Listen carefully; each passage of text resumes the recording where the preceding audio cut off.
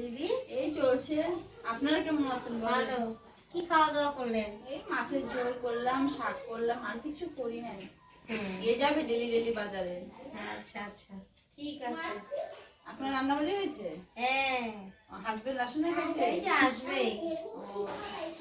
কি গো অনামিকা, কি গো তুমি ওরা বলো না এখন পর্যন্ত যে মোবাইল নিয়ে বসে আছিস, তুমি বলতে পারো না?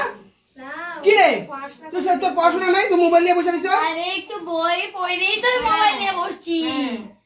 আরে একটুক্ষণ দেখলে কি হয়? ও মা দেখছো, বাবা সবসময় আমার সাথে পড়াশোনা করে ও মোবাইল নিয়ে বসছে।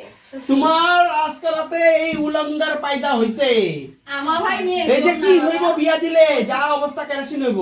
আমার মেয়ে তো সব সময় পড়তে বসে, এখনো বই নিয়ে পড়ে আছে। না, ও দেখো দেখো দেখো এই দিদির কাছে আরে শুনে ও দেখো। পড়াশোনা, ও কি আছে তাতে? তো পড়াশোনা করে দেখুক না। তোমার আজকে রাতে দিদিবার মেট্রিকে ফেল করছে। আমার মেয়ে তো প্রথম এবার লেটার নিচ্ছে ফার্স্ট ডিভিশনে। দেখো শুনো শুনো, ও এবারও লেটার নিবে, কি আছে তাতে?